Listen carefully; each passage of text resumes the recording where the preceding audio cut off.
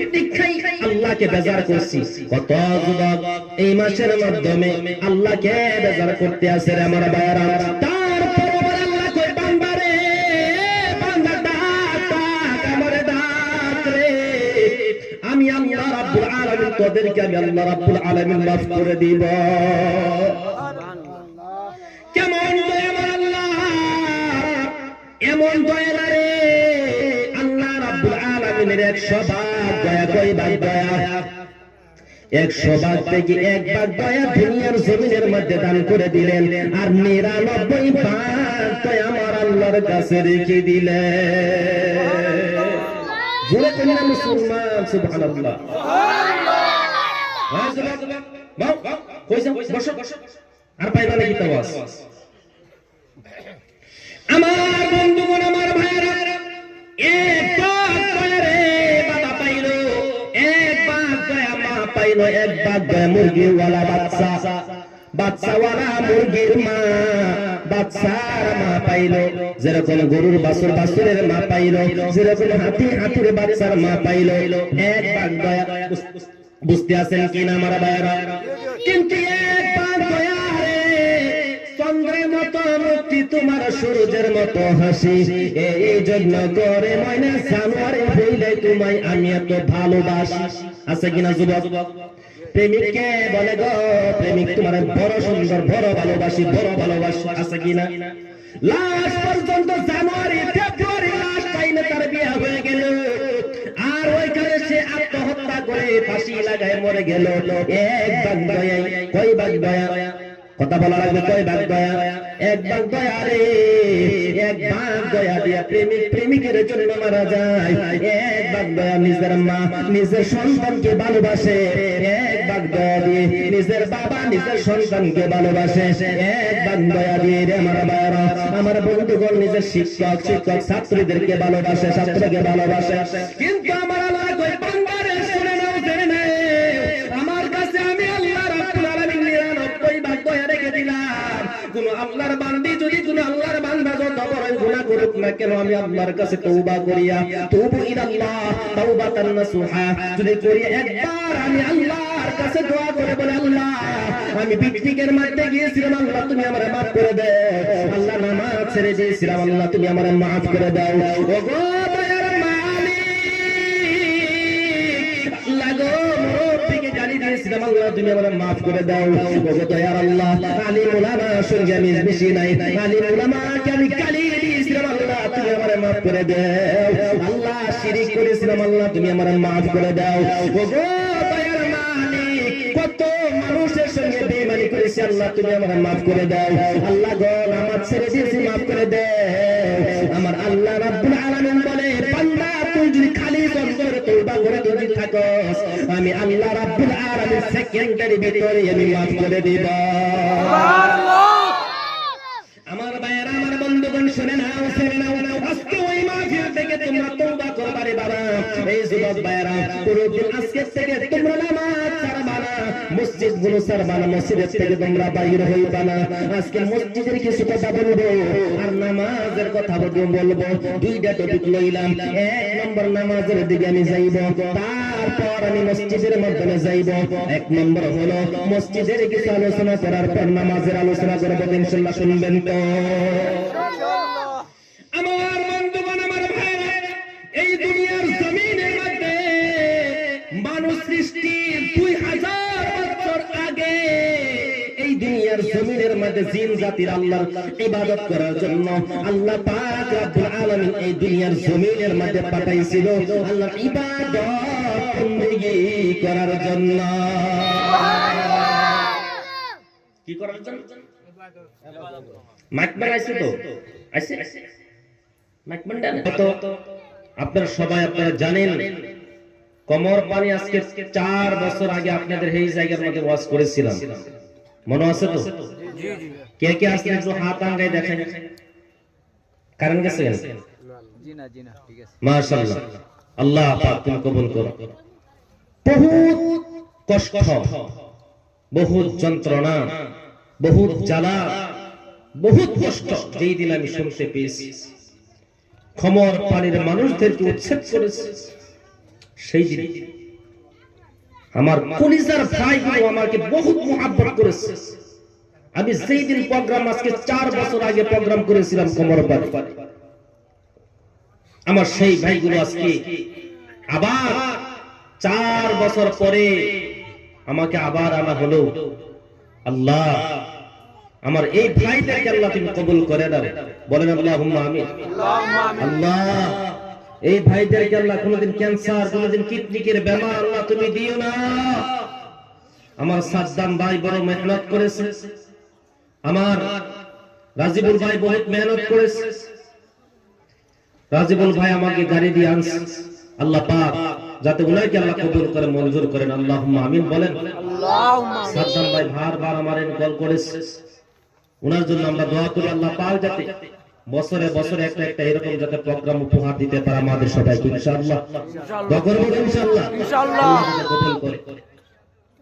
আমার বহুত মুরব্বি বাবারা এখানে আছে, কমর পানি, এই যে যারা হাত আঙ্গাইছে এখানে কমর পানির মাধ্যমে তারা আমার ওয়াজ শুনেছিল, আর তারা আজকে এখানে আসছে। আলহামদুলিল্লাহ, কি দোয়া করব তাদের জন্য। আল্লাহ পাক সবাইকে, মানুষ সবারই দুঃখ দেয় না, কপালের মধ্যে সবারই দুঃখ থাকে না, কিন্তু জীবনের মধ্যে সবারই একবার না একবার দুঃখ আসে, ঠিক কি না? কিন্তু আল্লাহ পাক পরীক্ষা করে। আল্লাহ পাক কি করে? কথা বলা লাগে, কি করে? পরীক্ষা করে। এই পরীক্ষা কমর পানি মানুষদের নয়, এই কমর পানি মানুষ যায় এখানে আজকে আসছে শিবিরের মাধ্যমে, কষ্ট জ্বালা যন্ত্রণা, আজকে এইগুলো মানুষ এখানে বসছে। যাই হোক আল্লাহ পাক এখানে বসাইছে, কিন্তু আমার ভাইয়েরা, আমার বন্ধুগণ, আল্লাহ পাক বলেন ওয়ামা কানাল্লাহু ওয়ালাকিন কানু আনফুসাহুম ইয়াজলিমুন। আল্লাহ পাক কুরআনুল কারীমের মধ্যে বলছে, হে দুনিয়ার মানুষ শোনো, এই যে তোমাদের উপরে মাঝে মাঝে বিপদ যে আসে, এই বিপদ আমি আল্লাহ দেওয়া বিপদ নই, এটা তোমাদের, তোমরা নিজেরা নিজেরা এই বিপদগুলো তোমরা টেনে টেনে আনো, ঠিক কি না? আমার ভাইয়ের, আমার বন্ধুগণ, আজকে ওই জায়গার মাধ্যমে, এই মাহফিলের মাধ্যমে আমরা তওবা করব আল্লাহর কাছে। জীবনে যত অন্যায় করেছি, যত গুনাহ করেছি, আল্লাহ পাক রব্বুল আলামিন maaf করে দিবেন ইনশাআল্লাহ, বলেন ইনশাআল্লাহ। আমার বন্ধুগণ, আমার ভাইরা, এই যে কথাগুলো যে বললাম, এই যে মানুষের উপরে আল্লাহ পাক রব্বুল আলামিন গজব দেই না, নিজেরা নিজেরা আমরা টেনে টেনে আজকে আনতে আসি। আজকে মুসলমান হাড়ে গাড়ে এখানে সেখানে মুসলমান লাঞ্ছিত বঞ্চিত, মুসলমানের সম্মান নাই। কারণ একটাই, আজকে আমরা মুসলমান মুসলমানের কাতারের মাধ্যমে আমরা নাই। আজকে মুসলমান মুসলমান কাতারের মাধ্যমে আমরা নাই। আমরা আল্লাহকে আমরা ডাকি না, আল্লাহ রাব্বুল আলামিনকে আমরা ডাকি না।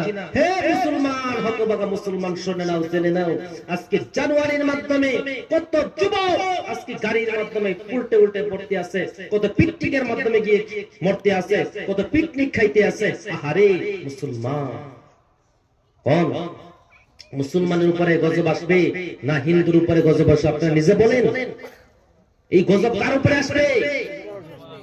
আমাদের উপরেই তো আসবে।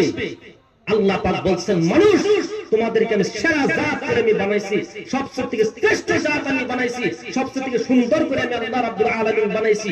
আজকে সেই মানুষ, সেই সেরা জাত আজকে কেন লাঞ্ছিত, কেন বঞ্চিত? প্রশ্ন আছে কি?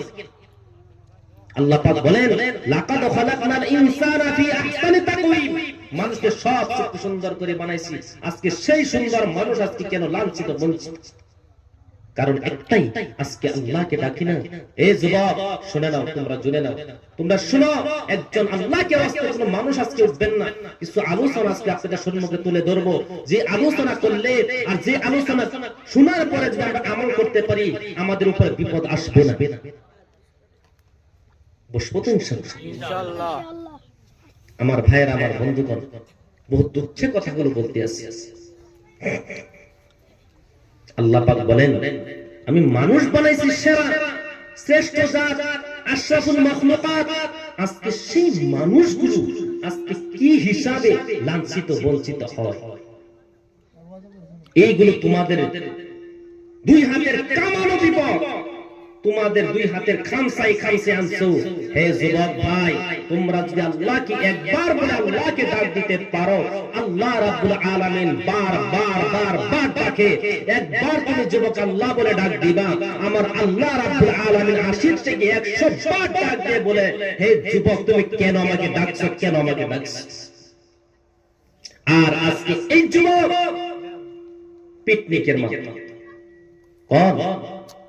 মুসলমানের সর্বপ্রথম আগে মাস যেটা শুরু হয়, বছর শুরু হয়, এটা কি জানুয়ারি?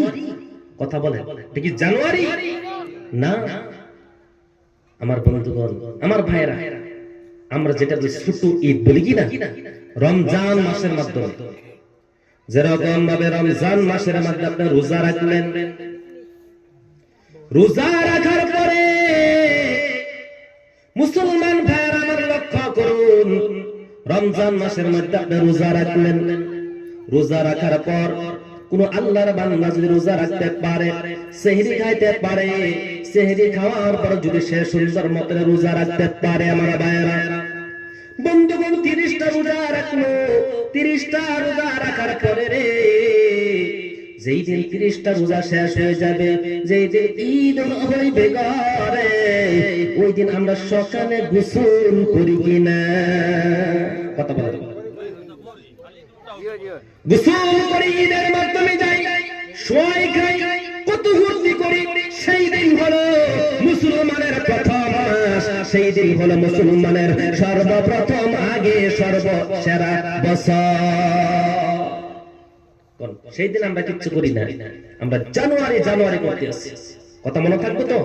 আর জানুয়ারি মাসের মাধ্যমে যারা পিকনিক খাইতে গিয়ে মরবে, যারা গাড়ির মাধ্যমে উল্টিয়া মরবে, যারা পিকনিকের মাধ্যমে গিয়ে সময় নষ্ট করবে, যারা পিকনিকের মাধ্যমে গিয়ে ড্রাগস খাইবে, যারা পিকনিকের মাধ্যমে গিয়ে শিকড় খাইবে, মদ খাইবে, ওই সমস্ত মানুষগুলো আমার নবী বলেন এই সমস্ত মানুষগুলো জাহান্নামের মধ্যে যাইবে। যাইবেন ইনশাআল্লাহ? ইনশাআল্লাহ বলছি, আল্লাহ ইচ্ছা করে যাবেন তো? এর মধ্যে আল্লাহ ইচ্ছা করবো নাকি? ইনশাআল্লাহ আল্লাহকে ওয়াস্তে আর যাইবেন না। এই যে কইলাম যে এই বিপদ আল্লাহ দেওয়া বিপদ নয়, আমরা নিজেরা টানিয়ে আনছি। আজকে পিকনিক খাই, আল্লাহকে